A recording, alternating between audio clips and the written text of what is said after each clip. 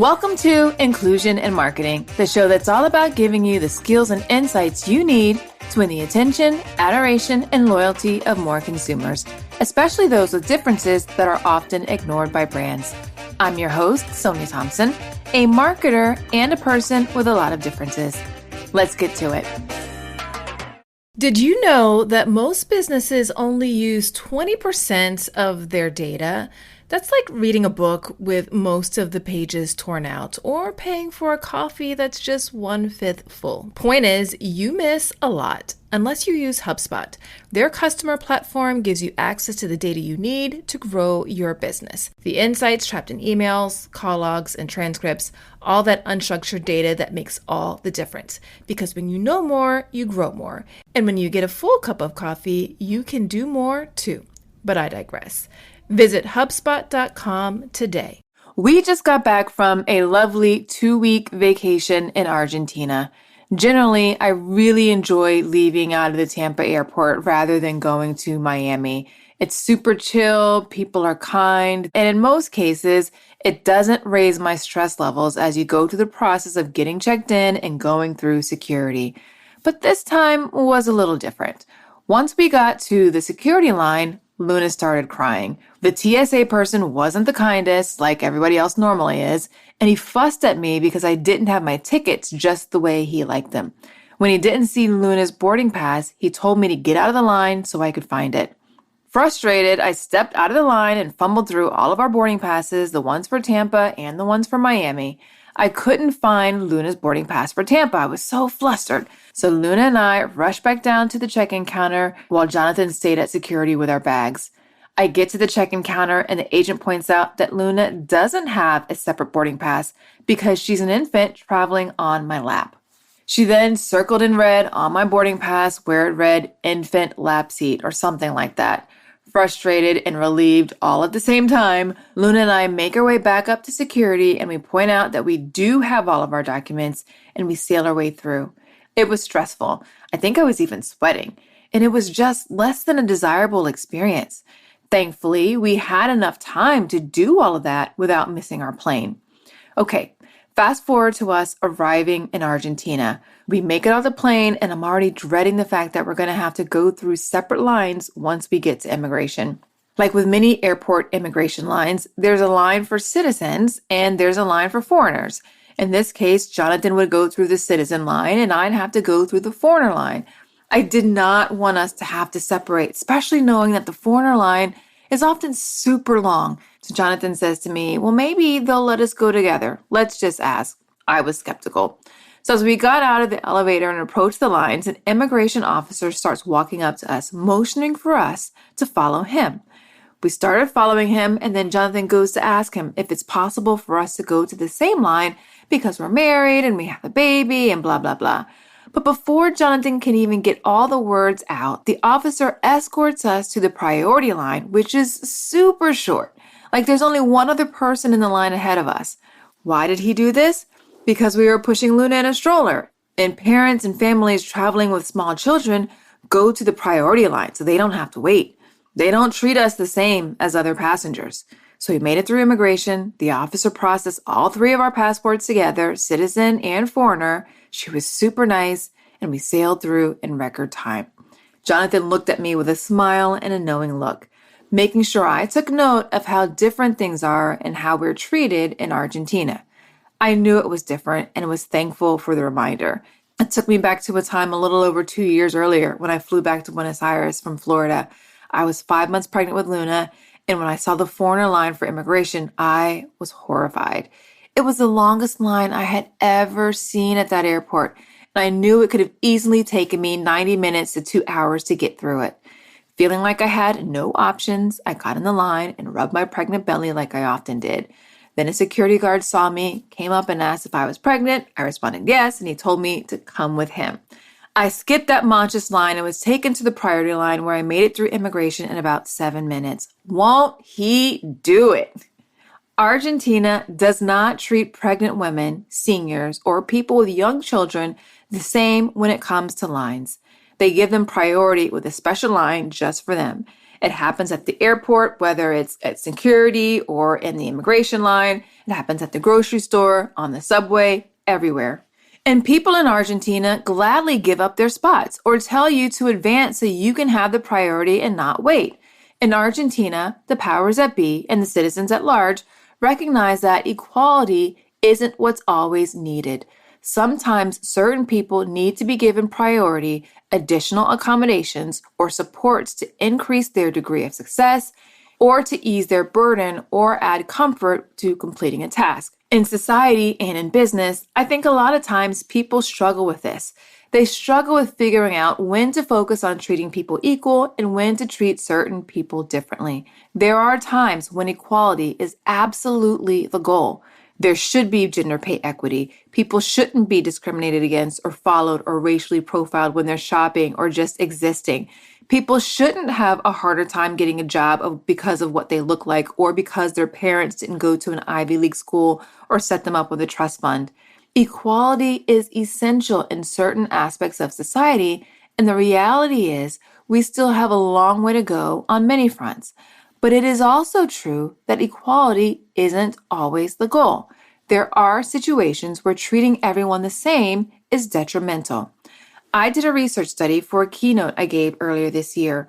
The study focused on the hospitality industry, and I asked the respondents to tell me about a time where they felt like they belonged.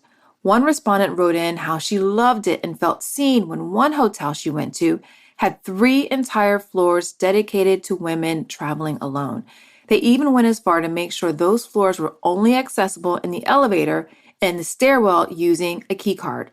As a woman traveling solo, she appreciated the precautions the hotel put in place to give her an added sense of security. Depending on the area, treating all travelers the same could have put some people's safety, women in this instance, in jeopardy. This hotel treating women differently eased their peace of mind. Okay, I've got another podcast recommendation for you. It's Augmenters, hosted by Julie Meyer and Jimmy Edgerton, and it's brought to you by the HubSpot Podcast Network, the audio destination for business professionals. So on this show, Julie and Jimmy dive into mentoring and explore ways to augment and refresh the mentoring environment. They're using 8 core principles that weave relevant spirit guides and diverse guests, and Julie and Jimmy use a lot of humor and practical tips to help mentors and mentees get further, faster together. There's so many great episodes to tune into for this show, but one that you might find especially interesting is their latest episode, number 120, Mentoring Across Gender, Men as Allies and Mentors. Listen to Augmenters wherever you get your podcasts. A couple of years ago, I was doing some research with a client that had a product for people with diabetes. As I was talking to doctors, I asked one if she had ever tailored her recommendations for patients based upon their race or ethnic background. She looked at me, dumbfounded, and responded, "Why would I ever treat my patients differently?" She was having trouble understanding that general or generic advice, particularly with regards to her patients with diabetes who had different cultural and ethnic heritage than her, might need recommendations and support for how to tailor their diet based upon foods they were eating that were staples within their culture. As I dug deeper into my research, I found that patients, particularly Black patients, immigrant patients, and other patients of color, were struggling to implement advice from their doctors because they couldn't relate to the advice.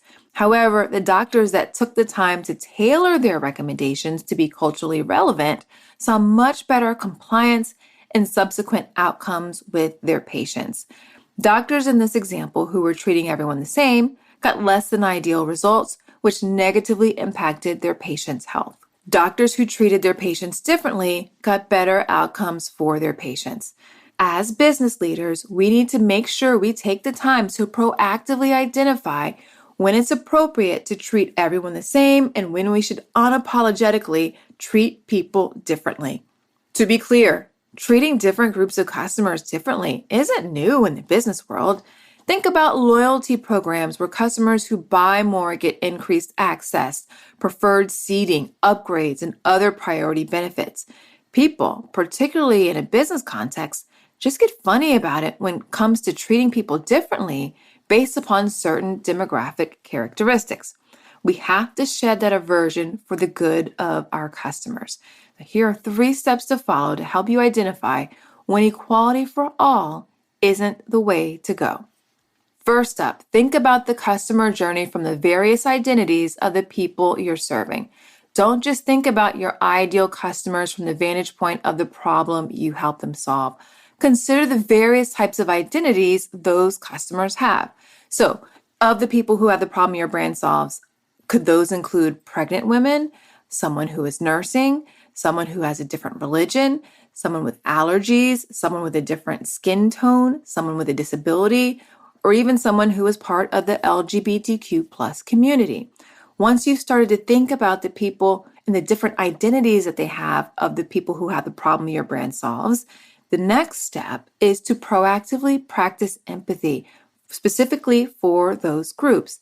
Take the time to walk a mile in your customer's shoes, specifically for those customers who come from those often underrepresented and underserved identities. Develop a deeper degree of intimacy with them by finding out how their experiences might be different or more challenging because of whatever difference they have. You can do market research, whether that's through focus groups, interviews, even surveying. You can do observation by just watching people who are part of these groups or who have these identities and seeing what adjustments they might be making, observing actions that they're taking or challenges that they're having. You can even do some simulations with people on your own team where they actually get to take on as best they can the identity of these consumers and walk through your customer experience through their eyes. We did this whenever I worked my corporate job. One of the last positions that I had was I worked for a company that made insulin pumps for people with diabetes. So everyone on our marketing team, we actually, whether we had diabetes or not, because we had both, we took the time to wear the insulin pump and to insert the infusion sets and to walk with it and be with it for a week. So even though we weren't actually putting insulin into our bodies, we were going through all the steps in the process, checking our blood sugar at various points throughout the day, making the adjustments after we eat, going to sleep, showering. By going through this process of simulating what it would be like to be the people who were using our product, we were able to identify and develop a deeper degree of intimacy for what they were going through and figuring out how we could better serve them based upon what we learned. And that leads us to the third step, which is to build products, policies, and experiences that give people what they need based upon the aspects of their journey that make them different. Act upon what you learn and institutionalize it so that everyone knows the how and the why certain groups get access to resources that others might not necessarily need. When you start identifying which of your customers need to be treated differently and then actually treating them differently to help support them in their success, you will do a better job of consistently making life better for more of the people you serve and also making more of them feel like they belong with you. That's it for today's show. If you need more help getting started building an inclusive brand, go ahead and grab my Inclusive Marketing Starter Kit. You can find it at inclusivemarketing.co/starter kit. And if you like this episode, I would so appreciate it if you would share it with a friend and even rate and review it in your podcast app of choice. It'll help get the word out so others can get going delivering inclusive experiences. Until next time, remember, everyone deserves to have a place where they belong. Let's use our individual and collective power to make sure more people feel like they do. Somebody's waiting on you. Thanks for listening.